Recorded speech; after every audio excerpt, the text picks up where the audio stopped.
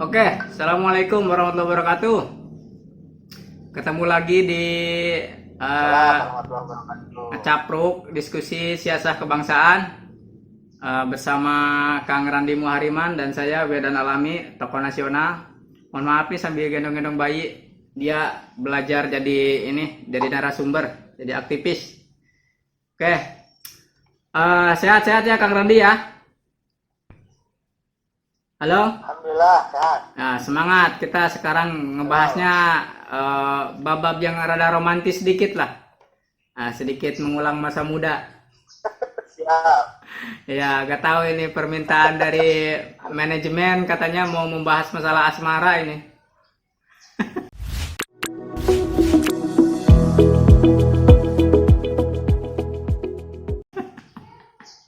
Ada. Kayaknya Kang Andi punya pengalaman asmara yang pahit atau gimana gitu kok tiba-tiba pengen bahas masalah cinta pada Indonesia.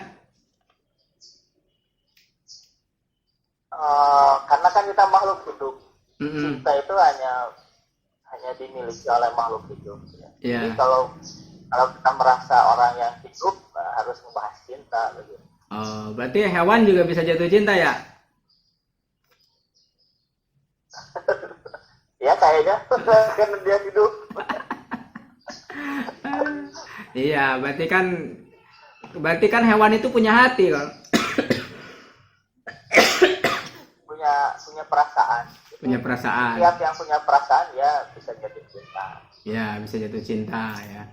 Jadi ini kan persoalan cinta pada Indonesia. Akar yang paling mendasar jauh sebelum kita membahas masalah siasat kebangsaan. Kang Randi mungkin bisa tolong dijelaskan ya. Dalam Al-Quran itu ada bahasa cinta, ada hub, ada iman. Itu berkaitan dengan relasi kita terhadap Allah dan Rasulnya, dan juga berkaitan dengan alam semesta. Nah, kira-kira apa sih bedanya gitu? Kenapa Allah dalam Al-Quran itu membedakan antara iman dengan hub gitu? Di mana? Jadi tadi kan cinta itu kan masalah perasaan sebenarnya. Masalah perasaan. Kalau kita beriman, bisa saja kita menyatakan hal terkait keimanan, tapi sebenarnya tidak ada cinta dalam diri kita. Jadi kalau dalam tasawuf misalkan, puncak dari keimanan itu kan ihsan. Ya. Jadi kan ada Islam, iman, ihsan kan gitu ya. Iya, betul. Puncaknya itu kan ihsan. Nah, puncaknya kan ihsan. Nah, puncak dari ihsan itu cinta gitu. Yeah. Puncak dari ihsan itu cinta kepada Allah. Jadi saya sudah cinta sama Allah atau belum? Sulit jawab itu. Yang jelas Nabi Ibrahim cinta sama Allah. Nah, gitu. Tapi di ayat pertama itu zalika kitabul la raiba fihi hudal lil muttaqin. Kesananya itu alladzina yu'minuna bil ghaib. Selanjutnya berbicara tentang iman, bil ghaibi wa yuqimuna sholata wa mimma razaqnahum yunfiqun walladzina yu'minuna bima unzila ilaika wa ma unzila min qablik. Itu semua berbicara tentang iman gitu. Tidak berbicara tentang hub gitu ya. Prasyarat takwa itu, salah satu ciri orang bertakwa itu bukan urusan rasa ternyata, tapi urusan iman ternyata. Gimana? Ya, jadi iman itu kalau kita ambil hadis yang tadi saya sampaikan kan, orang Islam menerima, ya kan, menerima, tapi belum tentu dia iman sebenarnya kan, belum tentu iman. Nah, yang iman ini belum tentu dia ihsan. Nah, ihsan ini persoalan cinta begitu. Yeah. Persoalan ini persoalan cinta. Jadi kalau orang beragama tanpa cinta, itu kan belum merasakan manisnya iman. Nah, gitulah. Ya. Jadi dan cinta itu kan diuji kan. Kayak Nabi Ibrahim kan, cinta kan ujiannya sangat berat gitu kan. Ya. Ujiannya sampai harus menyembelih anaknya sendiri kan. Jadi memang masalah cinta itu masalah perasaan, masalah bagaimana kita bisa menikmati manisnya iman melalui cinta itu. Iya. Tapi kan kadang begini Pak,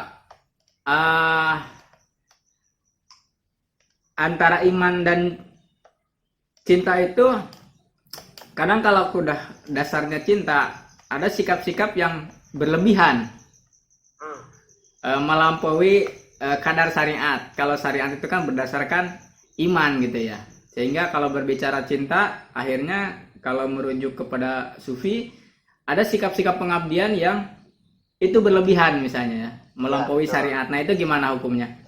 Ya itu berarti kan dia sedang dalam kondisi gila kan, tertutupi akalnya karena cinta itu. Nah kondisi gila kan sebenarnya tidak apa ya, kondisi dalam keadaan tidak sadar kan sebenarnya. Iya. Jadi makanya misalkan kalau kita berbicara tasawuf, misalkan sebelum belajar tasawuf kan harus dimulai dari belajar fikih dulu kan, karena itu untuk ketertiban dunia gitu. Nah jadi kalau ada yang cinta kemudian melampaui itu berarti tidak tertib gitu, tidak tertib. Dan contoh dari Nabi Ibrahim kekasih Allah kan, Nabi Muhammad yang paling mencintai Allah, contohnya juga seperti itu. Artinya apa? Artinya benar tertib, kita bisa mencintai tanpa menjadi gila gitu. Jadi cinta tanpa gila gitu. Mencintai tanpa menjadi gila. Ya, cinta itu kadang-kadang tak ada etika kalau kata Agnes Monica ya. Jadi gini ya, saya ambilnya jadi gini. Kalau kita ibaratkan dengan tubuh kita misalnya, tubuh kita bisa saja kuat, tapi kemudian dirusak begitu. Ada kan orang yang kuat gitu, saking latihannya begitu keras, tapi kemudian akhirnya rusak. Nah, bisa begitu juga sebenarnya terkait dengan perasaan. Gitu. Makanya harus aktif. Cuman di ini, kalau menggali terminologi lebih mendalam, sebetulnya nggak ada perbedaan. Kalau berbicara makna akidah itu kan intinya ikatan kan, ketersambungan antara satu elemen dengan elemen lain kan, kemenyatuan lah intinya, kemenyatuan jiwa, sehingga karena kemenyatuan jiwanya itulah orang tidak ingin kehilangan anggota sesuatu yang sudah menjadi bagian dari dirinya. Begitupun berbicara tentang hub atau cinta, terminologi esensi mendasarnya adalah tetap urusan kemenyatuan jiwa juga, ikatan jiwa. Nah, maka sebetulnya berbicara akidah ataupun misalnya tasawuf atau asmara sekalipun, sebetulnya sama-sama aja. Cuman saya tuh heran kenapa dalam Al-Quran itu dibedakan antara hub dengan dan iman gitu. Orang yang beribadah karena perintah atau yang beribadah karena kesenangan dirinya, kenikmatan terhadap pengabdian itu gitu. Jadi kalau kita baca dari penjelasan Imam Al-Ghazali misalnya, ada kisah seorang ulama untuk mencapai tahap cinta itu dia berjuang selama 40 tahun. Iya. Ya, jadi memang kalau mengikuti standarnya Imam Al-Ghazali, cinta kepada Allah itu standarnya begitu tinggi. Saya berbicara begini juga tidak yakin saya ini cinta kepada Allah. Iya. Tapi ya sedang berusaha. Berusaha. Karena cinta kan proses. Ya. Tapi kalau berbicara sejarah ya, saya pernah nonton film Nabi Yusuf. Saya nggak tahu juga film itu dasarnya Al-Quran, Al-Hadis atau dongeng Israiliyat. Jadi ketika pada saat Nabi Yakub sudah 30 tahun berpisah dengan Nabi Yusuf, dia kan frustasi, dijauhkan dari orang yang sangat dia sayangi. Kemudian malaikat turun dan Nabi Yakub protes lah, interupsi. Malaikat, tahukah kamu kenapa aku dijauhkan dari orang yang kamu sayangi kan?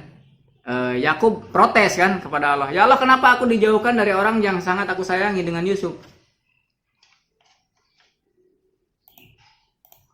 Nah, malaikat itu menjawab, tahukah kamu kenapa kamu dijauhkan dari orang yang sangat kamu sayangi? Allah itu mencintai kamu dan kamu mencintai Allah. Nah, sekarang ada orang yang lebih kamu cintai. Ada sosok yang lebih kamu cintai daripada Allah. Nah, kemudian Allah cemburu, maka engkau dijauhkan hanya untuk menguji seberapa besar kecintaanmu terhadap Allah. Kemudian setelah itu Yakub tersungkur mengakui dosa-dosanya. Dia menangis. Dia bersujud minta ampun, ya Allah ampuni aku atas kehilapanku karena aku terlalu mencintai Yusuf daripada mencintaimu kan gitu. Dongengnya seperti itu kalau di film itu.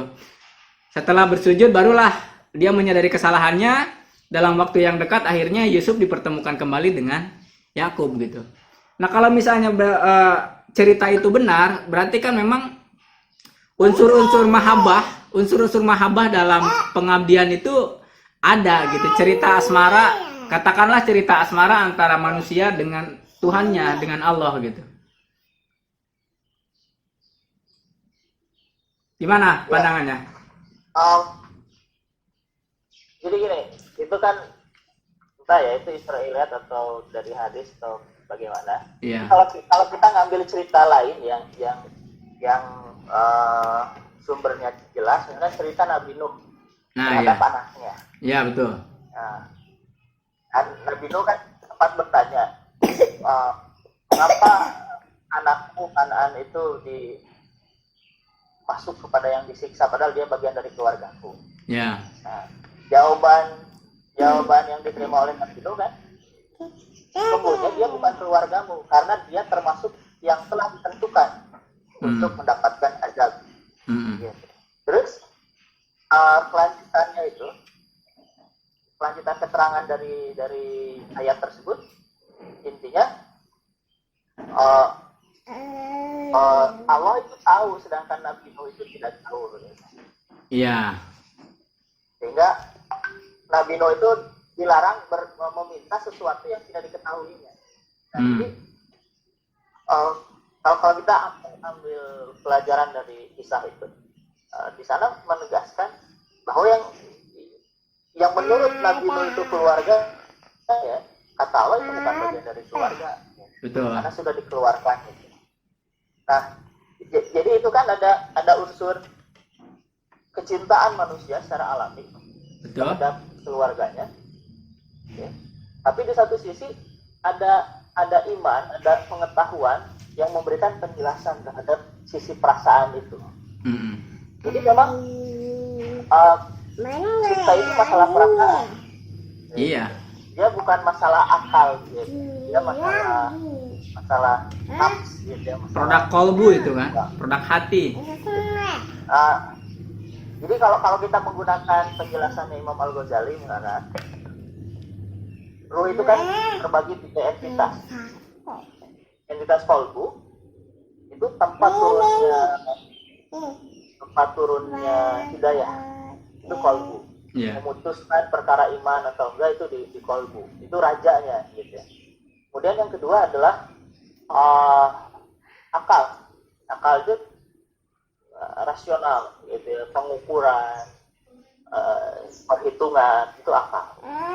Dan yang ketiga adalah kolbu sama nafs. Jadi nafs itu pengaturan terkait dengan tubuh. Yeah. Pengaturan arah segala macam. Nah, cinta itu kan kadang menutup akal tadi, menutup logika. Gitu. Karena cinta kalau dia disebut sebagai sebuah perasaan, dia menjadi lebih dekat kepada masalah nafsu, pengaturan diri yang sifatnya emosional. Nah, sebetulnya kita nggak perlu terlalu jauh menggali dongeng yang masih perdebatan kayak Israiliyat ya. Saya jadi sadar cerita Ibrahim diperintahkan untuk menyembelih Ismail juga sebetulnya kan ujian ujian kecintaan Ibrahim terhadap Allah. Mana yang lebih ia cintai, anaknya yang ia tunggu-tunggu, atau Allah yang setiap waktu memberikan pertolongan kepada dia, gitu kan, itu sebetulnya. Nah, cuman ya itu yang saya heran itu ada unsur-unsur mahabbah dalam ibadah, dalam syariat, dalam agama, tapi dalam Al-Quran itu tidak terlalu banyak disebut tentang cinta kepada Allah. Tapi yang lebih banyak disebut itu adalah urusan iman kan. Satu terminologi yang sebetulnya lebih mekanis, lebih rasional ketimbang lebih itu gitu. Nah, tapi apapun yang manapun ceritanya, intinya bagaimana kecintaan kepada Allah itu tidak boleh terkalahkan oleh kecintaan terhadap makhluk kan, seperti itu. Nah, itu kan. Nah, oke. Ya, jadi ini ada titik penting yang harus dibahas tadi terkait dengan kisah Nabi Ibrahim dan Nabi Ismail. Ya. Kalau kita disuruh menyembelih anaknya itu kan di luar akal kan. Ya. Bagaimana mungkin akal bisa menerima bahwa saya harus menyembelih anak saya? Nggak masuk akal kan? Iya. Nah, jadi itu bukan ujian akal, tapi itu ujian terhadap perasaan. Oke, lanjut ya. Nah, itu sebetulnya pemahaman itu. Ya, ini menjernihkan ya. Ya. Perbincangan ini kan menjernihkan bagaimana posisi cinta terhadap Indonesia itu. Nah itu, ini kan menjadi pondasi. Logika itu menjadi pondasi cinta kepada Allah, cinta kepada makhluk. Makhluk itu kan termasuk anak, alam semesta, negara, bangsa dan sebagainya.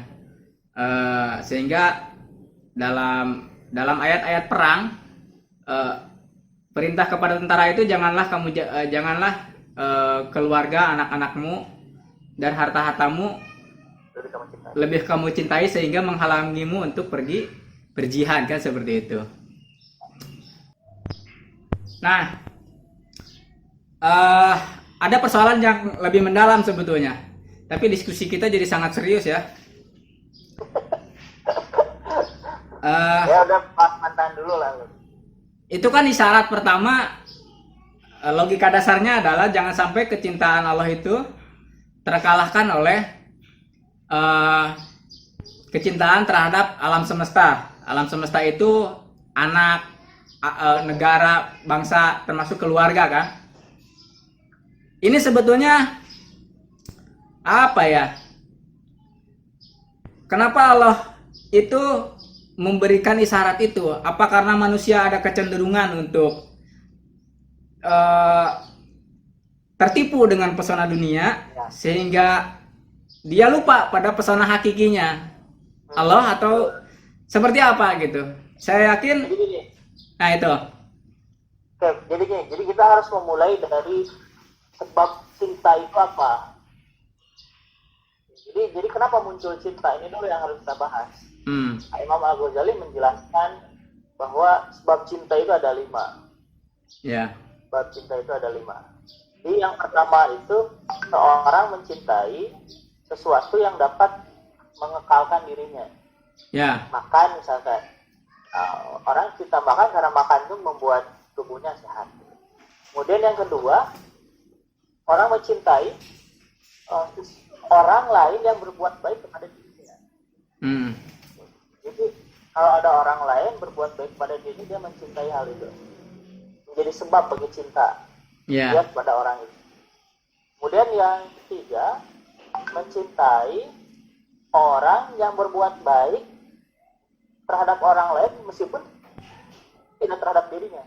Misalkan Mahatma Gandhi gitu ya, berbuat baik di India gitu. Saya kan nggak dapat kebaikan dari Mahatma Gandhi gitu. Tapi misalkan gitu. Tapi karena Mahatma Gandhi ini berbuat baik kepada manusia di sana, maka muncul kecintaan kepada Mahatma Gandhi. Terus yang keempat, mencintai sesuatu yang indah, yang cantik begitu. Jadi alam semesta itu kenapa dicintai orang rela naik gunung gitu ya, sampai kan karena indah gitu. Apa mantan tokoh nasional ini banyak begitu ya. Karena terlalu banyak yang menurut mata tokoh nasional ini cantik gitu. Jadi mantannya banyak, jadi semakin banyak yang dianggapnya cantik semakin banyak mantannya. Gitu. Iya. Gak tahu itu baik atau enggak. Satu lagi dulu di komentarnya nanti dulu. Nanti dulu permohonan maafnya apologinya nanti dulu. Terus Satu lagi cinta karena kesesuaian. ya. Jadi yang besi misalkan gitu, besi ya cintanya dengan besi gitu. Ketika besi disatukan dengan kayu dia tidak akan menyatu. Jadi karena ada kesesuaian sehingga muncullah cinta itu. Ya. Ini yang jadi saya ke kajian yang agak psikologis sebetulnya nih. Itu kan berarti kan peringatan keras. Kisah-kisah itu sebetulnya peringatan keras. Ada kecenderungan besar manusia itu teralihkan kecintaannya kepada makhluk sehingga lupa pada kecintaan terhadap Khalik. Artinya pesona makhluk itu bisa menutupi pesona sang Khalik kan gitu ya, dalam kacamata manusia. Nah, apa faktor psikologis yang mengakibatkan manusia itu terpana oleh pesona yang tidak hakiki gitu ya? Ya, Pak. Ya, semesta ini kan makhluk ini memang punya pesona, tapi kalau digali lebih mendalam, ini kan ciptaan ilahi. Penciptanya pasti jauh lebih mempesona, gitu, karena bisa membuat sistem yang penciptaan yang sebesar ini. Nah itu kira-kira apa faktor psikologis dalam diri manusia? Apa kecenderungan sifat manusia itu matanya gimana, telinganya gimana, pikirannya gimana sehingga mudah tersilaukan oleh pesona-pesona makhluk seperti itu? Ya, jadi kan gini, kalau kita berbicara psikologis ya, antara saya mencoba pahami psikologi dalam cara pandang Imam Al-Ghazali. Jadi dalam tubuh itu kan ada fisik, ada jasad, dan ada ruh. Ya. Nah, ruh kan yang sebenarnya menggerakkan jasad ini. Nah, di dalam ruh itu sendiri ada mekanisme. Nah, mekanismenya itu kolbu itu adalah raja. Kemudian akal itu seperti pemberi nasihat. Ya. Kemudian nafs terdiri dari daya marah dan energi, keinginan keinginan makan dan seterusnya gitu ya, yang terkait dengan badan itu ibarat penarik pajak dan polisi atau tentara, gitu ya. Dan daya marah dan seterusnya yang sifatnya kebinatangan. Nah, yang sifatnya kebinatangan ini harusnya berada di bawah kekuasaan kolbu dan berada di dalam pertimbangan nasihat dari akal. Harusnya begitu tatanan di dalam ruh kita ini itu. Tatanan di dalam ruh kita itu harusnya begitu. Tapi yang jadi persoalan, kadang manusia itu tidak mengenal dirinya sendiri. Ruh saya itu sebenarnya apa sih? Terdiri dari apa saja, ada entitas apa saja, itu satu. Kemudian yang kedua, kadang kalaupun saya misalkan mengenal dari Imam Al-Ghazali, tahu, kadang kita juga menempatkan tidak pada tempatnya. Kadang kita tentara dijadikan raja, gitu. Atau pemberi nasihat dijadikan raja, kemudian raja dijadikan tentara. Jadi tidak beradab gitu. Kadang tidak beradab. Nah, sehingga itu menutupi tatanan yang seharusnya tepat dan benar. Maka dalam keadaan seperti itu, keputusan-keputusan yang kita ambil juga tidak beradab. Gitu. Kan kalau sesuai adab harusnya kita mencintai Allah. Tapi karena dalam diri kita sendiri tidak beradab, cinta kepada Allah itu akhirnya menjadi sesuatu yang sulit. Begitu. Itu yang pertama. Yang kedua, mungkin dia bukan saja tidak mengenal dirinya, tapi juga kemudian tidak mengenal Allah.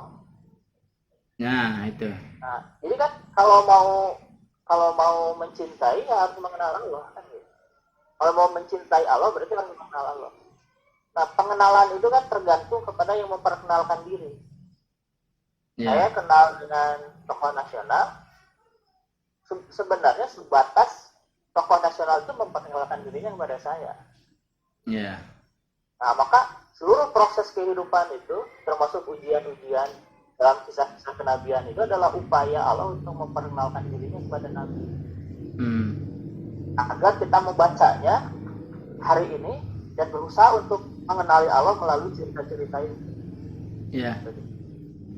Nah, itu kan ada faktor keberadaban manusia yang sehingga dia bisa menempatkan posisi kecintaannya di antara kecintaan makhluk terhadap kecintaan terhadap Allah. Nah, satu lagi, ini kan persoalan hal yang nampak dengan hal yang tidak nampak. Ya. Hal yang nampak ini adalah keberadaan palsu sebetulnya kan, bukan keberadaan hakiki. Tapi yang tidak nampak ini adalah eksistensi hakiki kan, kan begitu kan? Nah, Ya, bukan yang palsu tapi dia yang fana. Yang fana lah gitu. Saya lupa istilahnya kan. Ini eksistensi yang fana, tapi nampak. Ini ada eksistensi hakiki, tapi tidak nampak. Nah, apa prasyarat manusia dalam cara berpikir, cara merasa, sehingga bisa menangkap eksistensi yang hakiki meskipun tidak nampak gitu. Nah itu persoalannya. Karena itu persoalan cara berpikir gitu. Ya, itu persoalannya. Makanya dulu kan saya jadi ingat cerita Nabi Muhammad SAW beberapa sahabatnya, mana para sahabatnya itu cemburu. Siapa Ikhwan itu ya Nabi? Ya kan gitu kan? Ingat cerita itu? Ya. Nah, Nabi Muhammad mengatakan mereka adalah yang mencintaiku, padahal waktu itu tidak pernah bertemu denganku. Ya. Sedangkan kalian para sahabat mencintaiku, dekat denganku karena bertemu denganku. Jadi memang posisi kita ini tuh istimewa di hadapan Nabi itu. Ya. Jadi kan para sahabat atau lainnya pada masa Nabi mencintai Allah, hadir di sana Nabi.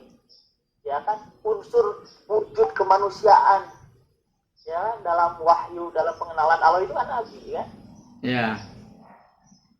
Sehingga mencintai Allah ini lihat Nabi gitu lah. Jadi kalau hatinya bersih lihat Nabi, wah langsung terpaut sih. Tapi kalau hatinya memang kotor, udah busuk, udah ini, lihat Nabi tambah busuk kan gitu. Iya. Nah, hari ini kita kan tidak seperti itu. Kita jauh dari Nabi dan segala macam.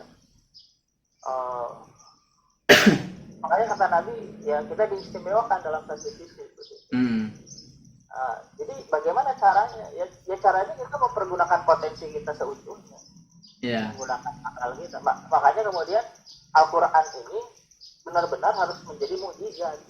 Betul. Kalau dalam berpikir saya, mukjizat itu kan ijaz itu kan artinya mengalahkan. Yeah. Kalau kita belum terkalahkan oleh Al-Quran, kita akan sulit untuk mengatakan dan untuk mencapai kepada kecintaan. Karena kita belum dikalahkan oleh Al-Quran. Yeah. Jadi kalau mau dikalahkan ya harus bertarung dengan Al-Quran. Kalau mau bertarung dengan Al-Quran, interaksi dengan Al-Quran. Jadi membuat Al-Quran baru dong? Bukan. Maksudnya bukan misalkan cerita Maurice Boussel sama yang Prancis itu. Ya kan? Dia meneliti Fir'aun kan. Dia belum berinteraksi dengan Al-Quran. Dia sampai pada kesimpulan bahwa Fir'aun yang ada satu Fir'aun yang hanyut di ini memiliki kandungan asin dan seterusnya. Dia tidak berinteraksi dengan Al-Quran waktu itu. Nah, sampai kemudian ada yang mengatakan, sebenarnya dalam Al-Quran seperti diberitakan itu. Kemudian Maurice Boussel membaca Al-Quran, berinteraksi dengan Al-Quran dan dikalahkan oleh Al-Quran. Ya. Sehingga akhirnya benar Al-Quran itu menjadi mukjizat bagi dia. Ya. Nah, persoalan kita hari ini kan banyak orang yang tidak berinteraksi dengan Al-Quran.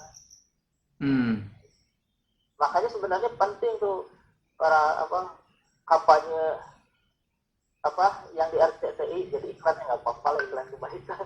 Pandai wanjuj. Bukan yang di RCTI tahfidz apa Quran Indonesia gitu kan, Iya. yang dulu si Ali Jaber ya kan memperkenalkan Al-Quran agar masyarakat Indonesia itu berinteraksi dengan Al-Quran. Karena kalau tidak ada interaksi dengan Al-Quran, tidak bisa menjadi mujizat Al-Quran itu, tidak bisa mengalahkan kita. Ya Jadi kalau kalau mau ambil ringkasnya, singkatnya, kalau mau mencintai Allah harus berperang, harus bukan berperang, harus berinteraksi dengan Al-Quran, harus gelut dengan Al-Quran, gelutan Al-Quran. intinya kan kalau dari cerita tadi diumpamakan bahwa yang lebih beruntung itu adalah umat yang tidak sejaman denganku, tapi dia bisa mencintai aku lebih dari orang yang sejaman denganku. Artinya kan orang yang tidak sejaman dengan Rasul itu kan dia tidak melihat Rasul secara nampak, hanya mendengar dari kabar-kabarnya dan jejak-jejaknya. Tapi dia bisa merasakan kehadiran Rasul sebagaimana orang yang menyaksikan di hadapannya. Artinya salah satu prasyarat untuk mencintai Allah, mencintai Rasul, atau menangkap pesona hakiki dari eksistensi yang hakiki meskipun tidak nampak, di belakang eksistensi yang fana meskipun nampak tapi itu adalah eksistensi yang fana, orang itu harus punya, dalam bahasa rakyatnya ya, kacamata tembus pandang, intinya gitu kan ya kan gitu, bahwa yang dipandanginya adalah alam semesta, tapi apa di balik alam semesta itu adalah harus melihat pesona. Nah, pesona. Apa di balik pesona alam semesta ini adalah penciptanya. Kalau dia tidak memiliki kacamata tembus pandang untuk menangkap hal yang spiritual itu, saya yakin dia tidak akan sampai kepada kecintaan terhadap Allah. Kecintaannya bakal mentok di kecintaan terhadap alam semesta. Kan seperti itu ya. Nah, oke, jadi kesimpulan selanjutnya adalah bahwa orang itu harus punya cara pandang melampaui hal-hal yang materi, kan seperti itu. Bahwa di balik yang materi itu ada yang hakiki, ada eksistensi hakiki yang lebih fundamental, yang itu lebih nyata sebetulnya daripada materi yang kenyataannya itu fana, kan gitu ya. Nah, fana itu kan artinya rusak kan gitu ya. Iya. Fana itu artinya sementara. Oke. Nah, itu kesimpulan selanjutnya adalah orang harus punya kacamata cara pandang atau world view yang lebih spiritual mungkin ya, yang lebih bisa melampaui hal-hal yang material. Nah, sekarang kecintaan terhadap alam semesta berikut, misalnya negara kita Indonesia. Ya, itu kan menjadi turunan dari kecintaan-kecintaan tadi. Nah, alam semesta ini, Indonesia ini, bangsa ini kan hakikatnya makhluk kan? Makhluk kan, seperti itu. Tak ada bedanya antara kecintaan kita terhadap Indonesia dengan kecintaan Ibrahim terhadap Ismail kan, dengan kecintaan Yakub terhadap Yusuf. Sementara ada kecintaan yang lebih hakiki, kecintaan dia terhadap pencipta Ismail, pencipta Yusuf, pencipta alam semesta, bumi dan bangsa Indonesia. Seberapapun mempesonanya bangsa Indonesia ini, negara ini, pesona Yusuf, pesona Ismail, tapi kan tidak boleh gitu ya. Akhirnya kecintaan itu menyaingi kecintaan kita terhadap Allah. Nah, gimana tuh? Kenapa Kang Randi ini tetap mensyaratkan bahwa siasat kebangsaan ini persyarat utamanya adalah kecintaan terhadap bangsa Indonesia? Karena melakukan sesuatu itu harus dengan perasaan. Iya, betul. jadi coba bayangkan kita melakukan sesuatu tanpa perasaan saja kan. Iya, tapi kan perasaannya untuk siapa? Dari tadi kita tidak mempersoalkan tentang adanya perasaan, tapi orientasi perasaan itu kemana? Nah, itu yang jadi persoalan, gitu. Ibrahim itu punya perasaan terhadap Allah, perasaan terhadap Ismail. Yakub juga punya perasaan kepada Allah dan perasaan kepada Yusuf. Tapi orientasi perasaan itu, ya. Makanya kan awal berpikirnya kan siasat dulu. Oke. Siasat ini kan mengkerangkai cara berpikir yang benar, batas-batasnya. Jadi ibaratnya gini, batas-batas mencintai Indonesia itu adalah siasa. Makanya ada yang mencintai Indonesia tapi dia tidak siasa. Maksud siasa itu gimana? Jadi kalau bahasa saya yang tegasnya misalkan begini, yang mencintai Indonesia tidak dengan siasa, dia mencintai dengan salah. Dia mencintai dengan mata yang tertutup, mencintai dengan kebutaan, mencintai dengan kegilaan. Ya. Makanya biar nggak gila mencintai Indonesia harus dengan siasa. Tapi kalau mau siasa nggak ada cinta, ya siasa mungkin jalan, tapi kemudian gimana perasaannya, gitu maksud saya. Nah, jadi kalau sudah ada yang kadung mencintai Indonesia, biar cintanya itu betul, siasa. Jadi siasa ini saya persembahkan untuk orang-orang yang mencintai Indonesia. Begitu maksud saya. Agar cintanya itu benar, agar cintanya itu betul, tidak menjadi cinta yang gila, tidak menjadi cinta yang buta. Gitu. Kan enak. Ya, kenapa harus mencintai Indonesia? Apa alasannya? Karena makanya saya harus petakan dulu nih, Indonesia ini bangsa. Oke. Ketika dia telah menjadi bangsa, kemudian mendirikan negara. Jadi mana yang lebih penting, negara atau bangsa?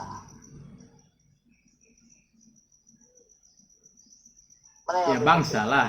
Negara kan, bangsa lahir jauh sebelum adanya negara. Dan ketika negara hilang, bangsa masih tetap ada. Kan gitu.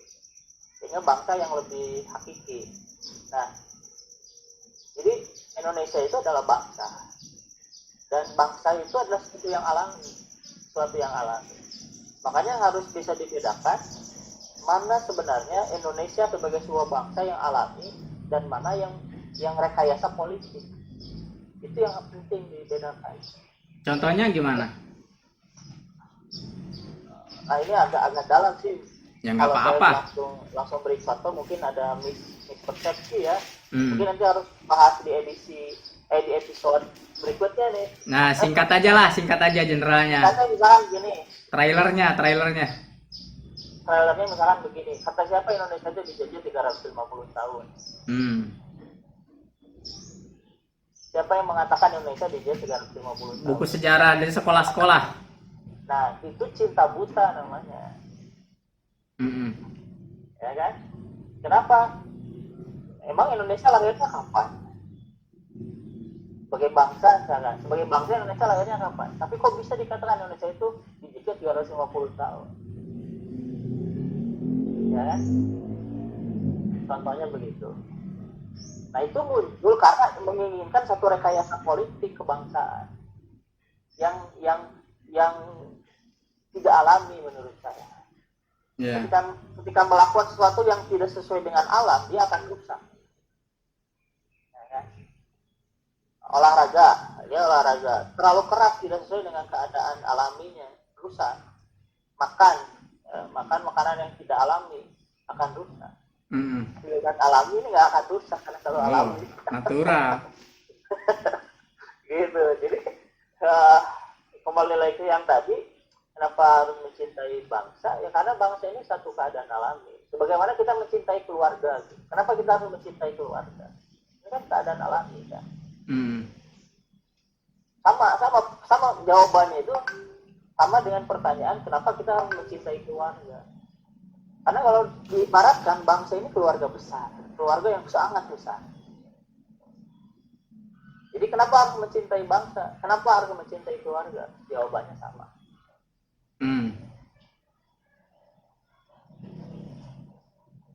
Karena ini adalah keluarga yang melahirkan kita, sehingga kita harus mencintai bangsa ini. Nah, boleh sederhanakan seperti itu. Kita hidup di sini, kita berkesesuaian jiwa kita dengan ini, karena ini alam kita, ya. Sosial kita. Gitu. Artinya kan alasannya itu ya, karena kita berasal dari keluarga ini, lahir di sini, hidup di sini. Tapi kalau balik lagi ke kecintaan terhadap Allah, sebetulnya yang hakikinya itu bukan itu gitu. Kita berasal dari sini, bahkan dari bangsa Indonesia secara hakikinya ya dari Allah misalnya. Kita hidup di sini, secara hakikinya adalah hidup di alam ciptaan Allah kan gitu ya. Kemudian kita dilahirkan di sini, secara hakikinya kan kita diciptakan dari ruh Allah gitu ya. Sehingga kecintaan terhadap bangsa ini sebetulnya harus didefinisikan ulang sebagai bahasa lain dari kecintaan terhadap Allah gitu. Jadi kita mencintai bangsa Indonesia adalah kalau berbicara siasah ini adalah target hantaran, target perantara untuk mewujudkan kecintaan terhadap Allah yang lebih hakiki. Nah, siapa Allah? Allah yang menciptakan Indonesia, Allah yang membangun bangsa Indonesia, Allah yang membangun keluarga kita, Allah yang mendirikan diri kita. Nah, maka di kecintaan terhadap bangsa Indonesia ini harus disebutkan, karena ini juga berbicara secara siasah, kecintaan terhadap Indonesia, kecintaan terhadap bangsa Indonesia dalam perspektif siasah atau strategi merupakan kecintaan yang sifatnya kecintaan hantaran, kecintaan persembahan untuk mencapai kecintaan yang sesungguhnya, kecintaan yang menjadi target utamanya yaitu kecintaan terhadap Allah Subhanahu wa taala. Kan seperti itu. Ya, itu tidak bertentangan. Nah, itu kan tidak bertentangan kalau seperti itu. Bukan akhirnya kecintaan terhadap bangsa Indonesia ini menjadi target utama, ada target utama lain kecintaan terhadap Allah sehingga menjadi rivalitas antara kecintaan terhadap bangsa kemudian dengan kecintaan terhadap Allah Subhanahu wa taala. Kan gitu. Nah, ibaratnya gini. Misalnya kalau ibarat asmara, saya punya kekasih misalnya. Kekasih saya bertanya, saya bilang aku mencintaimu misalnya kepada perempuan. Nah, perempuan itu bertanya, apa wujud cintamu kepadaku? Kata perempuan, berikan aku barang yang sangat aku cintai, yang aku senangi, misalnya kan gitu. Misalnya perempuan itu senang apel, senang semangka, senang apa misalnya. Kemudian si laki-laki itu bukan terpaksa dengan sukarela dia mencari semangka yang dicintai oleh perempuan itu. Nah, dia mencari semangka, membersihkan semangka, mencari semangka terbaik, memelihara semangka itu pada dasarnya adalah karena dia mencintai perempuan itu dan akan menjadikan persembahan. Gitu. Nah, kita juga merawat bangsa ini, mencintai bangsa ini karena akan menjadi persembahan untuk sosok yang kita cintai sesungguhnya. Karena alam ini sangat dicintai oleh Allah. Jelas dalam Al-Qur'annya, Bismillahirrahmanirrahim, Alhamdulillahirabbil alamin, Arrahmanirrahim. Rabbil alamin itu kan dalam Rob itu kan ada kalimat, ada rahmatan lil alamin kan. Nah, rahmatan lil alamin itu kan kecintaan Allah terhadap alam semesta. Gitu kan, Rahman Rahim. Bismillahirrahmanirrahim, dalam kalimat Rabbil alamin, Ar-Rahman Ar-Rahim itu kan bahwa Allah ini sangat mencintai alam semesta. Kemudian mendelegasikan kepada manusia untuk merawat apa yang ia cintai. Sehingga kecintaan kita terhadap alam semesta, terhadap bangsa itu akhirnya, ini adalah persembahan cinta kita terhadap Allah gitu. Itu mungkin kalau perspektif saya. Supaya tidak menjadi rivalitas antara kecintaan terhadap bangsa dengan kecintaan terhadap Allah misalnya, terhadap agama. Gitu. Ya. Gimana kalau seperti itu? Ya, saya sendiri tidak pernah mengatakan itu sebagai rivalitas kan. Nah, khawatirnya itu menjadi ada kesalahpahaman bagi pembaca, sehingga karena Kang Randi itu mensyaratkan siasah kebangsaan itu syarat utamanya adalah cinta kepada Allah, khawatirnya nanti ada yang misorientasi kalau tidak diduduk prakarakan seperti ini gitu. Tapi kalau misalnya pembaca jeli mendengar penjelasan Kang Randi, ini kecintaan terhadap bangsa dalam perspektif siasah atau strategi, bahwa kecintaan ini adalah kecintaan yang sifatnya hantaran, kan seperti itu kan?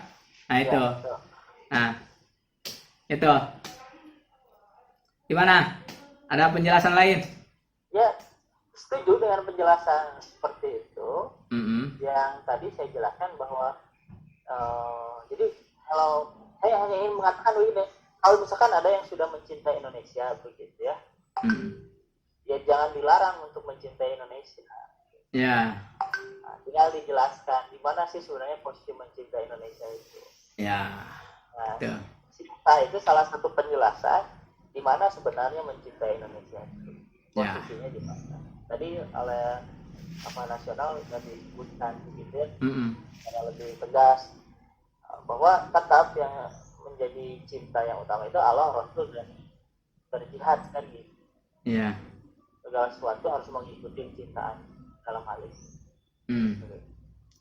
Nah, sekarang agak balik lagi ke logika dasar antara ekses dari, kan ada menyayangi, ada menikmati kan.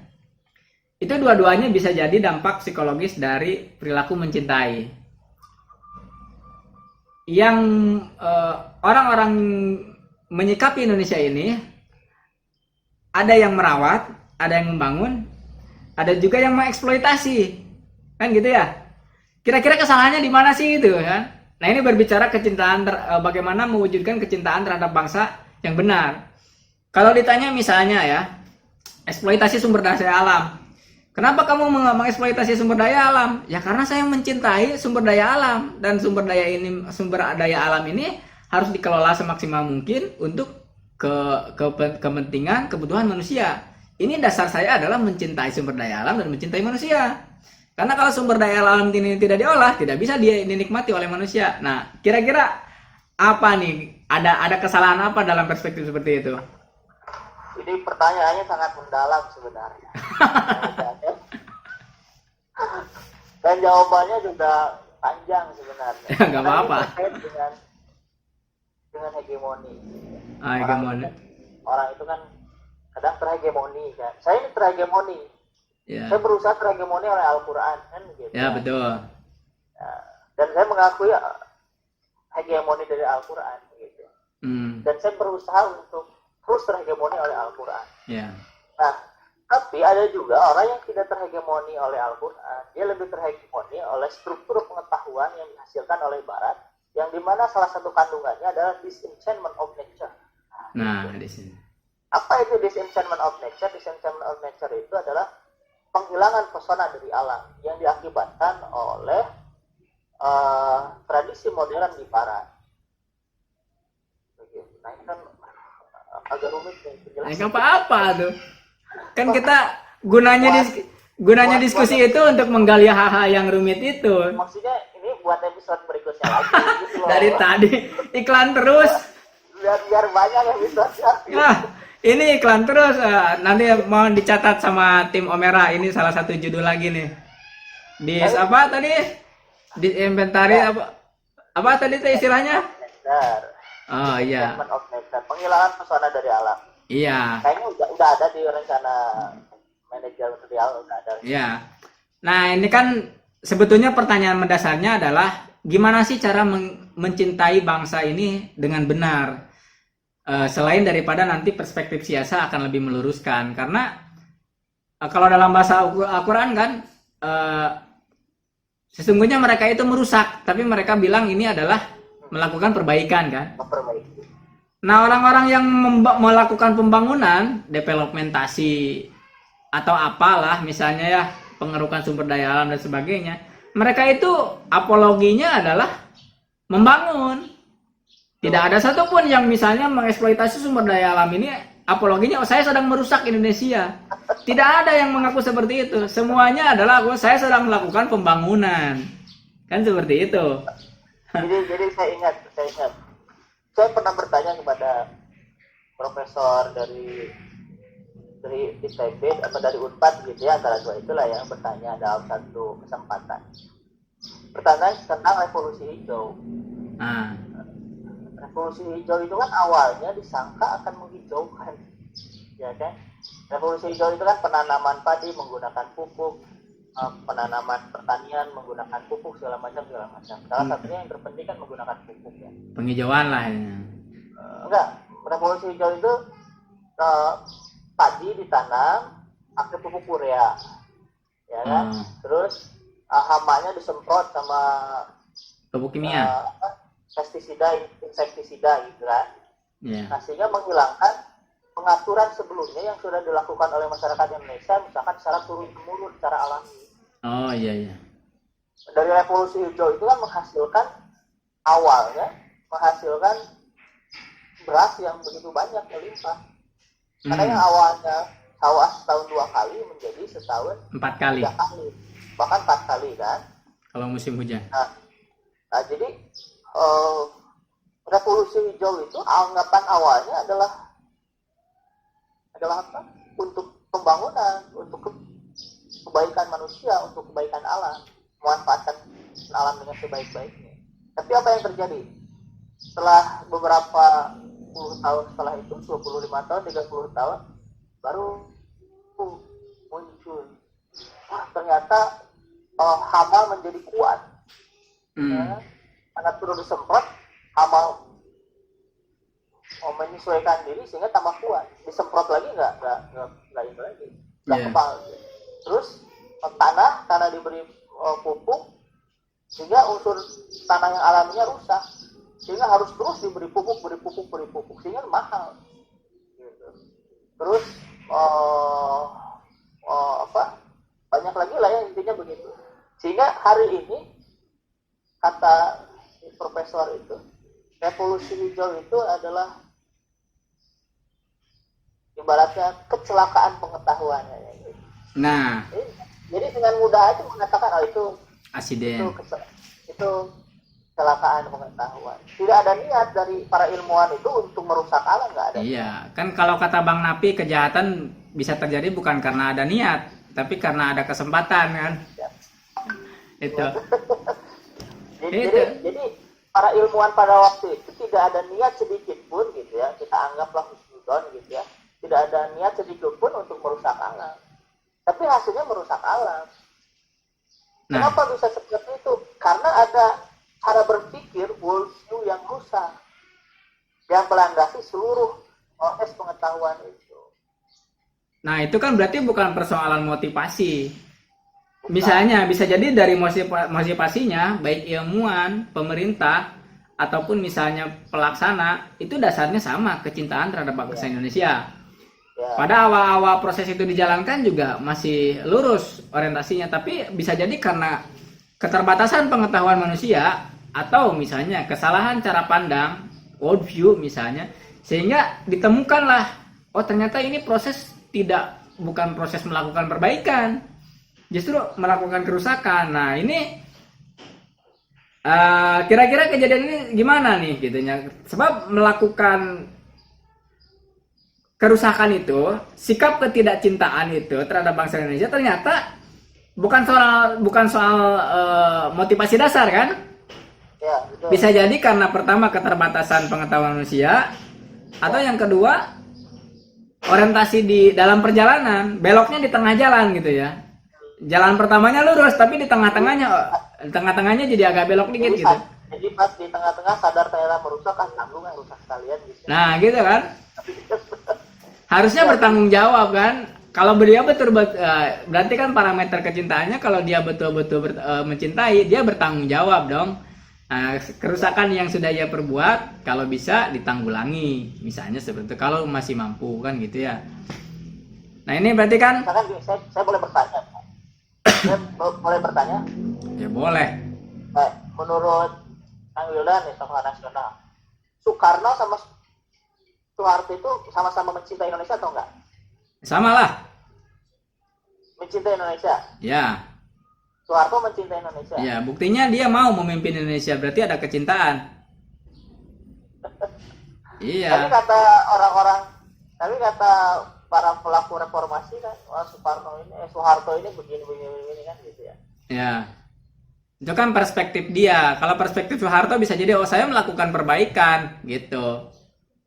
Nah, ini memang pilihan yang sulit kalau kita menjadi Soeharto pada waktu itu. Ya, kan? Pilihan yang sulit juga bagi Soekarno pada waktu itu. Iya.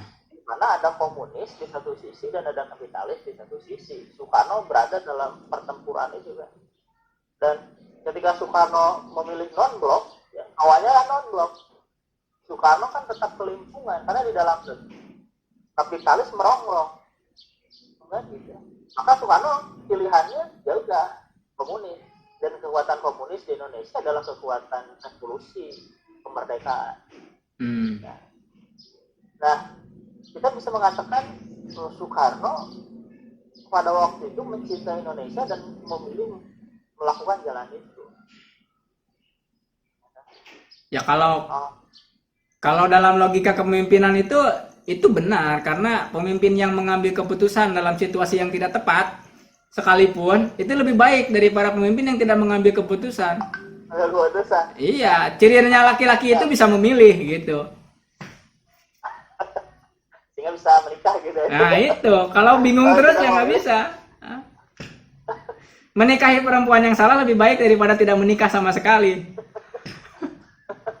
Itu. Makanya harus istihoroh. Gitu. Yang kayaknya dulu Soekarno nggak istihoroh kayaknya. Iyalah. Pakai koin dilempar gitu, atau ngitung kancing 1, 2, 3, 4, 5 gitu. Jadi kan sebenarnya selain istihoroh kan musyawarah. Ya betul. Istihoroh kan kata Nabi kalau kamu menyesal harus istihoroh atau musyawarah. Ya kita nggak tahu apakah Soekarno ini istihoroh atau nggak tahu kan. Ya. Tapi kalau kita lihat apakah Soekarno musyawarah atau enggak, Soekarno jelas-jelas mengeluarkan dekret. Dekret Presiden 5 Juli ya. Dekret itu musyawarah atau bukan? Enggak. Maklumat pribadi. Maklumat individu. Jadi kita bisa menyimpulkan dengan singkat, Soekarno salah memilih karena tidak menggunakan musyawarah. Ya, tahapannya. Nah, itu kan lebih ke teknisnya ya. Teknis dalam perjalanan sejarah, kecintaan tokoh bangsa terhadap bangsanya. Nah, ini pertanyaan terakhir mungkin ya. Bagaimana caranya agar kecintaan terhadap bangsa Indonesia ini selain bisa benar, juga bisa terjaga kebenarannya. Karena kalau dilihat tadi proses terjadi penyimpangan di tengah perjalanan, yang awalnya niatnya itu melakukan pembangunan, tapi pas di tengah perjalanan ternyata ini bukan melakukan pembangunan. Nah, gimana sih agar terhindar daripada itu? Selain daripada orang harus menata pondasi yang kuat, kecintaan terhadap bangsa Indonesia ini, juga harus bisa menjaga kecintaan ini supaya terlaksana dengan baik gitu. Ya, jadi kalau kata orang kan harus memiliki jiwa kesatria. Gitu. Ya. Jiwa kesatria itu kan kalau salah ngaku salah, siap menerima hukuman dan segala macam. Dan itu sulit kan? Itu sulit. Gitu. Jadi mendidik agar seorang manusia memiliki jiwa kesatria itu sulit. Tapi Indonesia mah resiko dari kesalahan. Indonesia mah negeri pemaaf, beda dengan Jepang. Negeri pemaaf Indonesia mah. Menghasilkan orang-orang tidak punya harga diri. Kan kalau di Jepang tradisi kesatria itu katanya di Jepang tinggi, sehingga orang itu kalau gagal bunuh diri, mengundurkan diri atau apa kan? Karena dia punya harga diri yang tinggi. Kalau orang Indonesia? Nah, orang Indonesia itu negeri pemaaf. Dia salah berkali-kali pasti dimaafkan sama tetangganya, sama saudaranya, sehingga ya kenapa orang itu harus punya harga diri, orang dia ini juga tidak dihargai kan? Nah jadi ya akhirnya kita kembali lagi ke masalah pendidikan. Ya. Jadi bagaimana pendidikan itu mampu membangun satu karakter satria. Contohnya begini nih, contoh nyata yang saya hadapi ya, melalui penelitian juga saya lakukan. Waktu saya SMP, SMA, gitu. Neliti saya selama aktivitas di PI, terus di mana teliti ke sekolah-sekolah di mana-mana gitu ya. Waktu UAN gimana? Guru menyuruh kita bersikap kesatria atau enggak?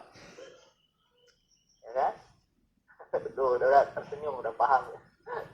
Ternyata dari mulai guru sampai ke atasnya ya udah nilai ujian akhirnya itu dikatrol, dikasihkan info segala macam, dan itu sudah menjadi rahasia umum.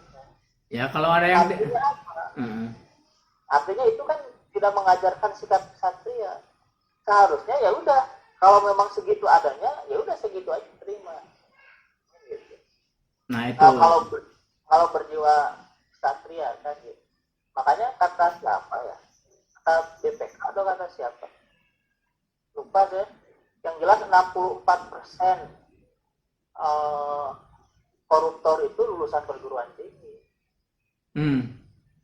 Iyalah, kalau lulusan SMA mah bisa nggak bisa ngotak-ngatik kwitansi, Pak. Nah, itu salah duanya karena tradisi yang dibangun hingga ke universitas dimulai dari cara-cara yang tadi. Tradisi hipokrit. Nah, jadi tidak membangun satu jiwa ksatria. Dulu ada teman, dia kepala sekolah. Nggak usah disebutkan tempatnya segala macam, pokoknya ada mana kepala sekolah. Terus ngumpul kepala sekolah di kabupaten tersebut. Kita urunan uang gitu. Urunan uang buat apa? Buat ngasih ke pengawas, buat ngasih ke yang pokoknya punya otoritas terkait ujian. Itu kepala sekolahnya udah bersepakat kayak gitu. Jadi dikumpulkan uang dari kepala sekolah, dikasih nanti ke yang punya itu, sehingga nanti nilainya diangkat kayak gitu. Dan itu sudah menjadi rahasia umum bagi saya, bukan bagi yang lainnya. Ya, rahasia yang sudah tidak rahasia gitu ya. jadi kita mau bagaimana membangun sikap ksatria kalau pendidikannya seperti itu? Ya, artinya kan karena kita berbicara cinta, akhirnya kita berbicara tentang kejiwaan seseorang dan kejiwaan bangsa kan, dalam arti budaya kolektif masyarakat Indonesia. Berarti jawabannya adalah revolusi mental, mungkin nggak? Ya, betul. Dalam arti mental itu tadi itu sikap ksatria. Revolusi akhlak gitu ya. Revolusi akhlak gitu ya. Nah, kalau tempatnya akhlak ya. Oh iya. Akhlak. Karena dia jelas cara berpikirnya itu jelas. Kalau mental kan harus diperjelas dulu. Iya. Ya, kalau kata peribahasa kan ikan busuk dari kepalanya ya. Nggak tahu. Saya nggak tahu peribahasa itu. Jadi ada peribahasa ikan itu, kok jadi lupa ya. Ikan itu busuk dari kepalanya. Jadi sebenarnya kalau mau ambil gampang, kalau kepalanya itu udah nggak busuk, ke bawahnya pasti nggak bakalan busuk. Iya. Kalau kepala sekolahnya nggak busuk begitu ya, coba bayangkan kepala sekolahnya nggak busuk, pokoknya nilai kamu berapa segitu adanya nggak akan saya bantu, nggak lulus, misalkan begitu. Wah, ya nggak bisa lah. Anak-anaknya kan punya karakter yang kuat. Nama baik sekolah juga dipertaruhkan, Pak. Iya kan, bersikap ksatria beginilah sih adanya. Iya, kalau ada 2 orang aja nggak lulus dari SMA negeri, udah itu besoknya nggak bakalan ada yang murid yang masuk. Nah, kan bersikap ksatria harusnya begitu kan? Nah, ya iya. memang begini adanya. Nah, maka kalau kepala sekolahnya seperti itu kan ke anak-anaknya, oh iya saya harus mencontoh bapak kepala sekolah, saya harus belajar karena nggak bakalan dibantu sama kepala sekolah kan gitu. Iya. Tapi kalau kata kepala sekolahnya, anak-anak sekalian kita harus bekerja sama, saling bantu gitu. Kata murid-muridnya, tenang bapak kepala sekolah udah siap membantu. Iya. Jadilah kalau mental itu kan terminologi psikologi barat, kalau akhlak itu terminologi psikologi yang Islam yang lebih spiritual. Karena tadi juga untuk mencintai Allah itu memerlukan kacamata tembus pandang ya, dalam artian jiwa yang lebih spiritualis ya. Oke lah, maka kita pilih aja revolusi akhlak gitu ya. Meskipun itu juga ada beberapa kelompok yang sudah menggaungkan slogan itu ya. Oke, kayaknya cukup ya. Kita harus kita harus peka terhadap pesona. Iya, pesona hakiki ya. Iya. Oke, mungkin cukup ya untuk hari ini. Kita udah ngecapruk sama mana ya. Iya, udah panas juga kepala ini ya Allah. Oke ya, dicukupkan sekian untuk pertemuan kali ini. Dikiranya mau berbicara romantis-romantisan, ternyata tetap aja bikin panas kepala ya. Gak ada romantis-romantisnya kalau sama aktivis ini. Ya, oke. Baik, mohon maaf. Terima kasih Kang Nandi, Mbak Rahmi. Mohon maaf apabila ada kesalahan. Ditutup aja dengan bacaan kafaratul majelis bersama-sama. Subhanakallahumma wa bihamdika asyhadu an la ilaha illa anta astaghfiruka wa atubu ilaik. Sekian, terima kasih. Assalamualaikum warahmatullahi wabarakatuh. Waalaikumsalam warahmatullahi wabarakatuh.